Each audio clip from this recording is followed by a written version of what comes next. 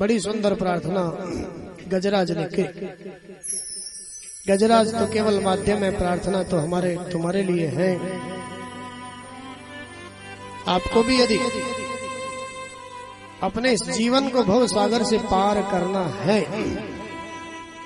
तो भैया आप भी ये प्रार्थना रोज किया करो, रोज परमात्मा से। हे गोविंद हे गोपाल,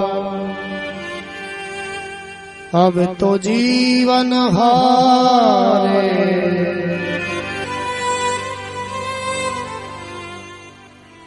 अब तो जीवन हारे, नन्द दुलारे। आज परमात्मा पधारे, नंगे चरण दौड़ करके आए, गरुड़ को भी छोड़ा। मेरे परमात्मा ने ग्रह का उद्धार किया पहले और हाथी का उद्धार किया बाद में। क्या सीख मिलती है कथा से? अगर हम भगवान से डायरेक्ट नहीं जुड़ पा रहे हैं कोई बात नहीं है भैया, जो प्रार्थना कर रहा है ना, जो जुड़ा हुआ है उसके ही पांव पकड़ लो, तुम्हारा भी उद्धार हो जाएगा उसके साथ साथ। ये ग्राहक तो प्रार्थना नहीं कर रहा था, प्रार्थना तो हाथी कर रहा था, लेकिन प्रार्थना करने वाले का पांव पकड़ लिया, उसके चरणों की शरण ग्रहण कर ली, उसका संग कर लिया, उसी में उद्धार हुआ। ऐसे दया के सागर मेरे परमात्मा। ये ग्रह भी पूर्व जन्म में हु नाम का गंधर्व था, देवताओं को हंसाने के लिए कार्य करता था। देवल ऋषि के शाप से ये गंधर्व हो गया था, लेकिन आज भगवान की कृपा से दोनों का उद्धार हो गया। सुखदेव भगवान कहते हैं परीक्षित से, राजन भैया इस कथा के माध्यम से मैं तुम्हें समझाना चाहता हूँ, बताना चाहता हूँ। देखो, अगर आप लोग श्रद्धा से, भाव से, प्रेम से कान खोल करके कथा सुनो तो आपके जीवन के सारे संशय इस कथा में दूर हो जाएंगे। सारे के सारे संशय आपको पूछने की जरूरत नहीं पड़ेगी कुछ। सुखदेव भगवान कहते हैं परीक्षित, अपने जीवन में और कुछ ध्यान रखो चाहे मत रखो, लेकिन इस बात का ध्यान जरूर रखो। किस बात का?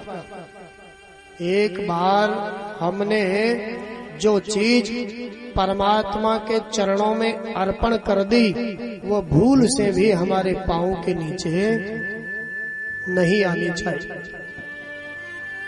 रखोगे नहीं इस बात का ध्यान? सीधी सी बात, चाहे वो माला हो, चाहे तुलसी हो, पुष्प हो, प्रसाद हो, कुछ भी हो, एक बार हमने जिस वस्तु को परमात्मा को अर्पण कर दिया, वह चीज भूल से भी कभी हमारे पांव के नीचे नहीं आनी चाहिए। अगर ऐसा बहुत बड़ा अपराध है, इस अपराध को यदि करने वाले देवराज इंद्र भी है तो वह भी लक्ष्मी से भ्रष्ट हो जाते हैं। ऐसी एक कथा सुना। दुर्वासा ऋषि भगवान के बैकुंठ में पधारे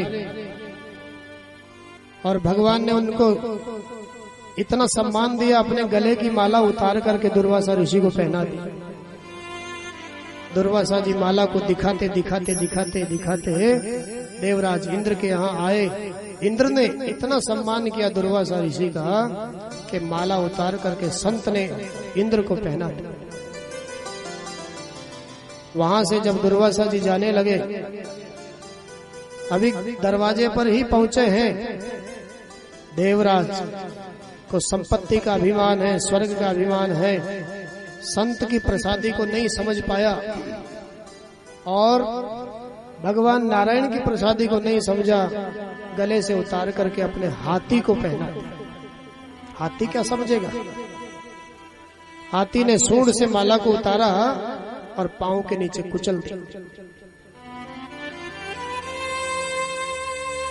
दुर्वासा जी ने मुड़ करके देखा, होंठ फड़कने लग गए, आंखें लाल हो गई और श्राप दे दिया, तुम्हें अपनी संपत्ति का इतना अहंकार, तुमने एक संत की प्रसादी का, भगवान की प्रसादी का अनादर कर दिया। जाओ, मैं साफ देता हूं, तुम श्री से हीन हो जाओ। श्री से हीन हो गए देवता, स्वर्ग पर देवताओं का कब्जा हो गया। फिर मारे मारे रोते रोते भगवान नारायण के पास पहुंचे देवराज इंद्र। भगवान ने समुद्र मंथन करवाया, देवताओं और दैत्यों की संधि करवा करके उसमें जो 14 रत्न निकले उसमें अमृत निकला। सबसे पहले विष, फिर अप्सराएं, कल्पवृक्ष, चंद्रमा, उच्चैश्रवा घोड़ा, कौस्तुभ मणि, लक्ष्मी आदि आदि उसमें निकले। लक्ष्मी जी ने भगवान का वर्ण कर लिया। उच्चैश्रवा घोड़ा और वारुणी नाम की मदिरा दैत्यों ने ले ली, दैत्यों के राजा बलि महाराज। कल्पवृक्ष, अप्सराएं आदि आदि देवराज इंद्र के यहाँ पहुंच गए। कौस्तुभ मणि को भगवान ने धारण कर लिया। भगवान धन्वंतरी अमृत कलश लेकर के प्रकट हुए। दैत्यों ने उसको छीन लिया, लेकिन परमात्मा नारायण ने मोहिनी अवतार लेकर के अपनी समझ बूझ से देवताओं को अमृत पिलाया और दैत्यों को ठेंगा दिखाया। भगवान मोहिनी भगवान ऐसा सुंदर स्वरूप बनाया कि ये दैत्य तो कामी है ना, उनकी उस तिरछी चितवन को ही देखने में लगे रहे। और भगवान ने सबको अमृत पिला दिया। अमृत पिला दिया। स्वरभानु नाम का दैत्य भी उसमें बैठा, लेकिन कंठ तक अमृत पहुंचा, लेकिन भगवान ने असली रूप धारण करके सूर्य चंद्र के कहने से उसका गला काट दिया। फिर भी वह जीवित रहा। सूर्य और चंद्रमा के कहने से गला काटा। उसको भी 2 भाग होने पर ग्रहों की श्रेणी में उसको रख दिया। पहले 7 ग्रह थे, अब 9 ग्रह हो। राहु और केतु उनका नाम हो। इसी बात का बदला लेने के लिए आज भी जब सूर्य और चंद्र ग्रहण पड़ते हैं, तब सूर्य और चंद्रमा को ग्रसते रहते हैं वो राहु और केतु। अमृत पिलाया। देवताओं ने युद्ध किया दैत्यों से, और परिणाम क्या हुआ? देवताओं ने अमृत पी लिया है ना, इसलिए स्वर्ग पर पुनः इनका कब्जा हो। बलि महाराज और भी जो दैत्य हैं, देवताओं ने सबको नष्ट कर दिया, लेकिन गुरु शुक्राचार्य मृत संजीवनी विद्या जानते हैं। युद्ध भूमि में सबकी अस्थियों को इकट्ठा करके मंत्र पढ़ करके जल छिड़क दिया, फिर वापस सबके सब जीवित हो गए। बलि महाराज ने कहा कोई बात नहीं गुरुजी, देवताओं ने अमृत पी लिया है, हम उनको मार नहीं सकते, लेकिन उनको हरा तो सकते हैं ना। गुरुजी ने कहा हाँ बेटा बिल्कुल हरा सकते हो, लेकिन उसके लिए तुम्हें कुछ काम करने पड़ेंगे अपने जीवन में। कौन से काम? शुक्राचार्य जी ने कहा बेटा उसके लिए तुम्हें गौ सेवा करनी पड़ेगी, उसके लिए तुम्हें ब्राह्मणों की सेवा करनी पड़ेगी, उसके लिए तुम्हें गुरु की सेवा करनी पड़ेगी, उसके लिए तुम्हें अतिथि का सत्कार करना होगा। बलि महाराज ने अपने गुरुजी के आदेश को मान करके खूब गौ ब्राह्मण संत सेवा अतिथि सत्कार किया। और इधर देवता लोग तो अमृत पी करके आलसी हो गए हैं ना स्वर्ग में। मन में सोच रहे हैं अब हमको कोई मार तो सकता ही नहीं है, इसलिए 2-4 माला जो भगवान की फेरते थे ना, अब उसकी भी क्या जरूरत है, मरने का ही तो डर था। वो मरने का डर दूर हो गया, आलसी हो गया, भजन छूट गया। और इधर बलि महाराज का भजन बढ़ गया। गुरुजी ने आज आशीर्वाद दे दिया, जाओ बेटा मेरा आशीर्वाद है, स्वर्ग पर चढ़ाई कर दो, तुम्हें विजय श्री प्राप्त हो। गुरुजी का आशीर्वाद लेकर के बलि महाराज ने स्वर्ग पर चढ़ाई करी। और गुरुजी के आशीर्वाद का परिणाम, भजन का परिणाम, सेवा का परिणाम देखो, केवल स्वर्ग ही नहीं, तीनों लोक 14 भुवनों के मालिक बलि महाराज बन गए। आकाश पाताल स्वर्ग धरती सबके मालिक, तीनों लोकों के सम्राट बलि महाराज बन गए। देवता लोग फिर मारे मारे दौड़ने लग गए। सिर छुपाने को जगह नहीं है विचारों को। भगवान नारायण की शरण में गए। माता अदिति ने भगवान नारायण का यजन किया, पूजन किया, प्रार्थना करी, तो मेरे नारायण प्रभु माता अदिति जो देवताओं की माँ है, 12 दिन का व्रत किया है जिसका नाम है पयोव्रत। उस व्रत से प्रसन्न होकर के अदिति माँ के महल में प्रकट हुए नारायण और कहा, माँ मैं जल्दी ही आपका बेटा बनकर के आऊंगा। आपके पुत्रों के जीवन में जो संकट है, मैं जल्दी ही आपका बेटा बनकर के आऊं और उस संकट को दूर करूं। भादों का महीना आया। श्रवणायाम श्रवण द्वादश्याम मुहूर्ते भिजिति प्रभो सर्वे नक्षत्र ताराद्या चक्रुस्तज्जन्म दक्षिणम्।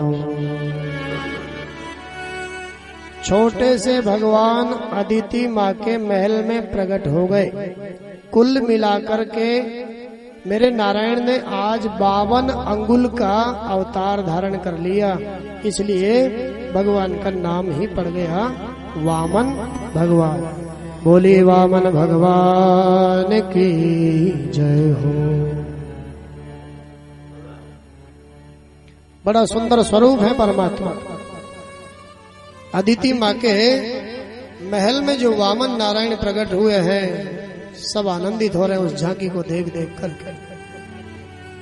बृहस्पति जी महाराज ने जनेऊ संस्कार करवा दिया, कश्यप जी ने मेखला पहना दी और सरस्वती माता ने माला प्रदान कर दी, ब्रह्मा जी ने कमंडलू दे दिया, माता अदिति ने कौपीन पहना दी, दिशाओं के स्वामी ने छत्र प्रदान कर दिया। साक्षात अन्नपूर्णा माँ उमा भगवती ने भिक्षा प्रदान कर दी। हमारे इस ज्ञान यज्ञ में भी भगवान वामन पधार रहे हैं। थोड़ा सा रास्ता आपको करना पड़ेगा बीच में,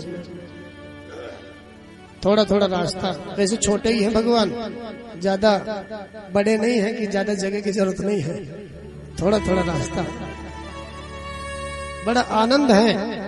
राजा बलि के यहाँ पहुंचे, बलि ने बड़ा स्वागत किया और उस झांकी को देखते ही क्या क्या ना दे दूं, सब कुछ दे दूं, अपना सर्वस्व न्योछावर करने की भावना उनकी बनती है। बहुत प्रयास करने के बाद में भी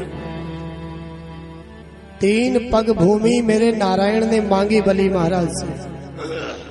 वैसे उनको तो कुछ चाहिए नहीं था, वो तो बलि महाराज के जीवन पर कृपा करने के लिए ही पधारे। 3 पग भूमि मांगी और जब संकल्प किया, गुरुजी ने खूब मना किया, क्योंकि गुरुजी तो जान गए ना ये कोई वामन नहीं है, ये तो साक्षात नारायण है, देवताओं का काम बनाने के लिए आया है। खूब मना किया, लेकिन वहां रे बलि महाराज परमात्मा के प्रति, ब्राह्मण के प्रति उनकी कितनी निष्ठा, अपने गुरु का भी त्याग कर दिया उस भगवान के लिए, भगवान की प्राप्ति के लिए, भगवान की प्रसन्नता के लिए अपने गुरु का त्याग कर दिया। और एक जीवन हमारा भी, हम भगवान को पाना चाहते हैं, लेकिन छोटी छोटी चीजें जो हमारे जीवन में है उसका त्याग नहीं कर पाते हैं और भगवान को पाना चाहते हैं।